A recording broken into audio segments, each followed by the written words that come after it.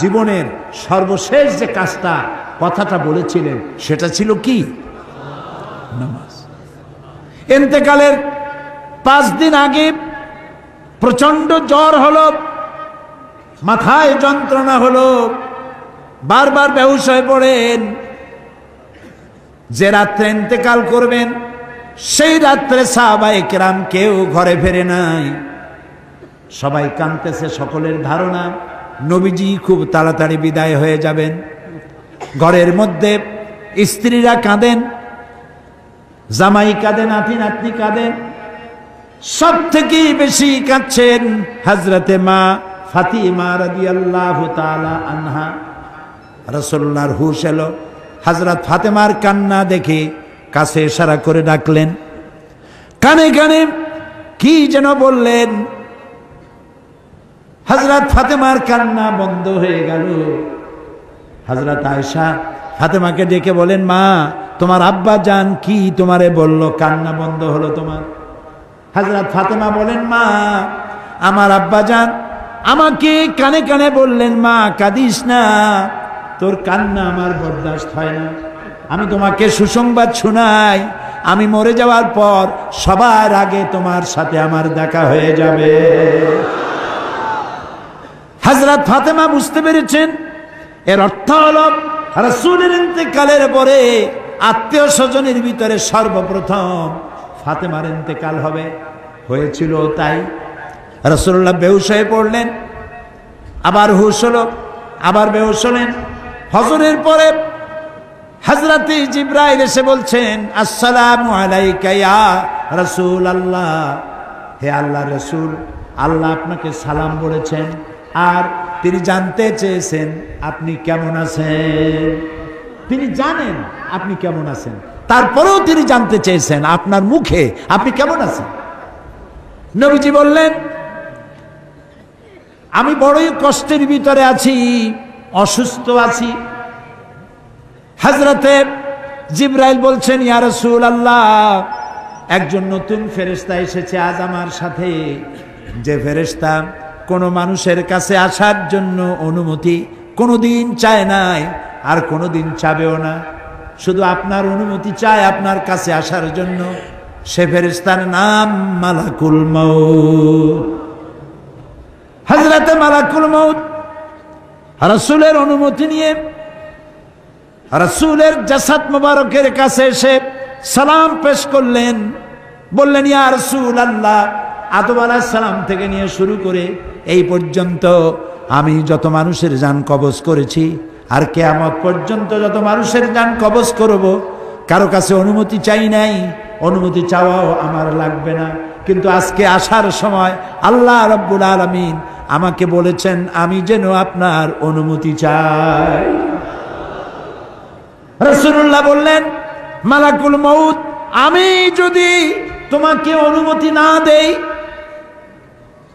হযরতে মালাকুল মউত বলেন, ইয়া রাসূলুল্লাহ, আল্লাহ তাআলা বলেছেন অনুমতি যদি না পাও ফিরে এসো। আল্লাহু আকবার, আল্লাহু আকবার। হযরতে জিবরাইল বলেন, ইয়া রাসূলুল্লাহ, আল্লাহ রাব্বুল আলামিন আপনার সঙ্গে দিদারের ইন্তজার করতেছেন। নবী বললেন, মালাকুল মউত, তুমি তোমার কাজ শুরু করতে পারো। মালাকুল মউত যখন জান কবজ করতে যাবে, রাসূলুল্লাহ বললেন, আয়েশা একটু কাছে আসো। ওই যে সোনা ছিল কয়েক টুকরা, সোনাগুলোর খবর কি? 6 টুকরা, ছোট্ট ছোট্ট 6টা টুকরা সোনা ছিল, সোনাগুলো কই? হযরত আয়েশা বলেন, আমি তার যত্ন করে রেখেছি। নবীজি বলছেন, এক্ষুনি স্বর্ণ টুকরাগুলি সদকা করে দাও। আমি মুহাম্মদ সাল্লাল্লাহু আলাইহি সাল্লাম আল্লাহর দরবারে এই অবস্থায় উপনীত হতে চাই না যে মুহাম্মদের ঘরের ভিতরে সোনা আছে। হযরত ওমর রাদিয়াল্লাহু তাআলা আনহু রাসূলের সঙ্গে দেখা করতে গেছিলেন একদিন। ঘরে মা আয়েশা ছিলেন না। হযরত ওমর সালাম দিয়ে ঘরের মধ্যে ঢুকে দাঁড়ায় দাঁড়ায় কাঁদতেছেন, বাচ্চা শিশুর মতো ডুকরে ডুকরে কাঁদছে। রাসূলুল্লাহ জিজ্ঞেস করছেন, ওমর কাঁদো কেন? হযরত ওমর বলছেন, আমি বিশ্বনবীর ঘর দেখতেছি, ছোট্ট একটা ঘর, এক কোনায় একটা সরাহি পানি রাখার পাত্র কাইতে হয়ে পড়ে আছে, একটা গ্লাস কাইতে হয়ে পড়ে আছে, আর এক কোনায় 1 কেজি কি আধা কেজি জব পড়ে আছে, আর রাসূল শুয়ে আছেন দড়ি দিয়া বুনানো একটা খাটিয়ার উপরে, চাদর নাই, বালিশ নাই, হাত মোবারক মাথার তলে দিয়ে শুয়ে আছে, পিঠ মোবারকে দড়ির দাগ কেটে আছে। হযরত ওমর বলছেন, ইয়া রাসূলুল্লাহ, আমি তো বরদাস্ত করতে পারছি না, বিশ্বনবী তার পিঠে দড়ির দাগ, পানির পাত্র কাইত হয়ে পড়ে আছে, খাট নাই, বালিশ নাই, আপনি আমাকে অনুমতি দেন, আমি আপনার জন্য একটা তোষক বানাই নিয়ে আসি।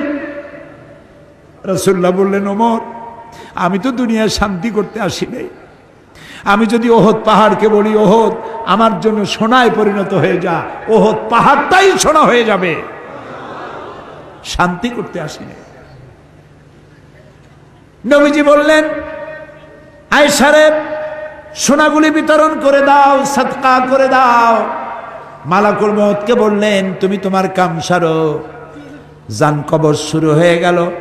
নবীজি জীবনের শেষ কথা মুখ থেকে উচ্চারিত হলো, আসসালাত আসসালাত ওয়া মা মালাকাত আইমানুকুম, ও আমার উম্মতেরা, নামাজ নামাজ।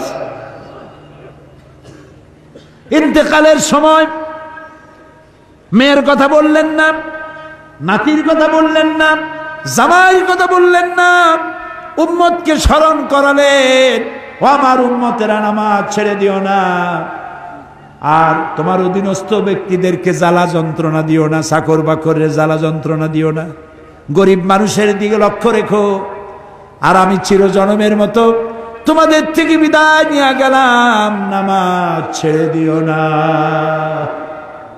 কিয়ামতের দিন ওই রাসূল যদি আমাদেরকে উম্মত বলে পরিচয় না দেন, জান্নাতে যাওয়ার উপায় নাই।